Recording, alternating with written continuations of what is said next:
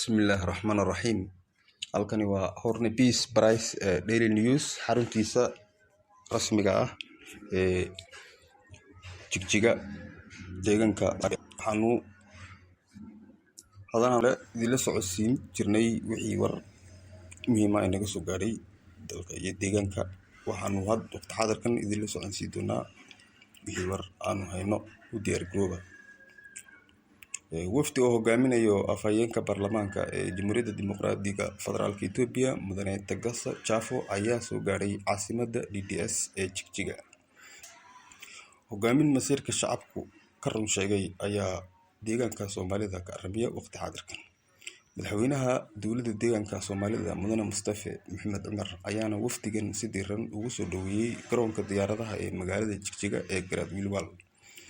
Socdaalkan wafdiga ayaa ah in magaalada Jigjiga ka fuliyaan barnaamijka samafalka heer qaran ee xilliga xagaaga ama dabaylaha iyo dhaxamaha oo lagu taakuleynayo qoysaska danyarta ah, sidoo kale in dhirbeeris laga sameeyo caasimadda deegaanka Soomaalida oo dhirbeeristan oo qayb ka noqon doonta barnaamijka cagaarinta sida guud dalka uga socda.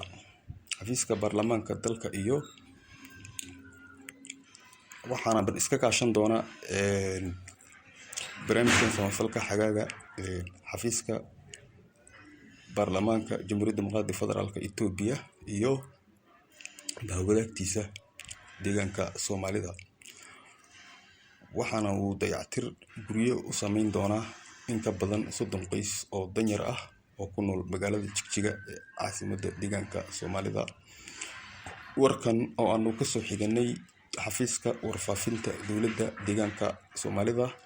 Intaas ayuu ku dhan yahay. Mukhtaar Bashiir Aadan, Horne Peace Price Daily News, Jigjiga, Somali Region, Ethiopia. Sida iyo amaana Allah, amaana Rasuul, kulanti dambe oo xiiso leh. Mahadsanidin.